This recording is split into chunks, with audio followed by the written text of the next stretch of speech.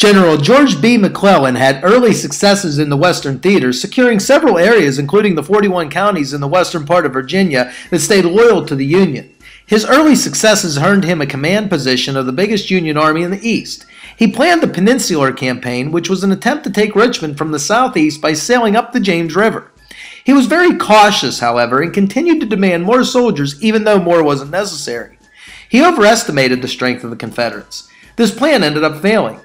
In the Battle of Antietam, McClellan and the Union won, but only after Lee's battle plans fell into Union hands and Lee had to change his strategy. McClellan had the ability to destroy Lee's army, but was overly cautious again and didn't move quickly enough. Lee was able to escape and the war went brutally on. McClellan did not pursue Lee. Lincoln would replace McClellan. General Ambrose Burnside would replace McClellan and made plans to capture Richmond. In the Battle of Fredericksburg, the Union could have surprised Lee, but Burnside didn't want to change his plans. If he would send a small force across the river, the Confederates would have been unprepared and caught by surprise. However, he wanted to wait for the entire army to arrive before crossing the river, showing his inflexibility. The Union ended up crossing on pontoons into Confederate fire. Also, the Union charged Confederates who were entrenched behind a stone wall on higher ground, while the Union had to charge uphill over that open ground. This ground is called Marye's Heights. Burnside lost and had to be replaced. General Ulysses S. Grant was a Union commander in the Western Theater, and then would command all Union armies as he led in the Eastern Theater. Early in the war, he gained control of Fort Henry and Fort Donelson, securing two key rivers, the Cumberland River and the Tennessee River. Through various battles, he secured Kentucky, a key border state, as well as much of Tennessee. He won perhaps the most important battle in the Western Theater by taking Vicksburg and gaining control of the Mississippi River. Through 1864, he engaged Robert E. Lee in several battles with some gains and some losses, but ultimately succeeded in taking Richmond. He eventually forced Robert E. Lee to surrender at Appomattox Courthouse. General William Tecumseh Sherman led many Union victories through the Deep South through 1864 and 1865. He was able to take Atlanta, a key city in the Deep South. He then conducted the March to the Sea, in which the Union soldiers marched to the coastline, then moved north into the Carolinas. He took South Carolina and then most of North Carolina. He forced the second biggest Confederate army under Joseph Johnston to surrender. He was also responsible for conducting total war, a tactic of destroying all possible resources necessary to wage war. General Robert E. Lee was one of the most famous generals in our history. He had turned down command of the Union Army since he wanted to stay loyal to his home state of Virginia. He was able to hold the Confederate Army together through his leadership and led numerous victories with good strategy despite being outnumbered.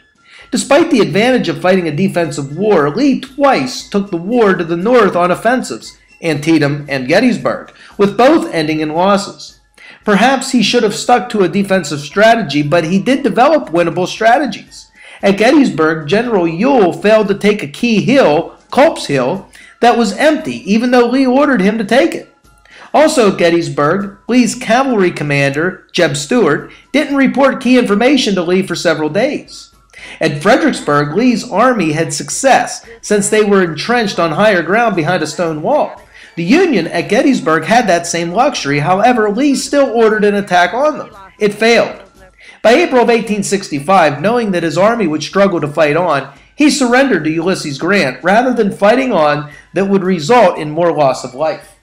General Thomas Stonewall Jackson was one of Lee's most important generals early in the war in developing tactics and strategy. Jackson proved instrumental in victories at First Bull Run, Second Bull Run, Fredericksburg, and Chancellorsville. Jackson was intelligent, bold, and had leadership skills. Jackson had rode ahead of his lines at night during Chancellorsville, looking at the Union strength in hopes of developing a strategy to destroy the Union Army. On his way back, he was shot by his own men, who were unaware that he was riding ahead of his lines. The loss of Jackson was right before Gettysburg, and Jackson proved irreplaceable for Robert E. Lee. General James Longstreet was one of Lee's best generals and became his most trusted general after the death of Jackson. He was always thinking in terms of defense. At Gettysburg, he tried to convince Lee not to attack the Union there, but instead moved between the Union Army and Washington, D.C. to force the Union to do the attacking.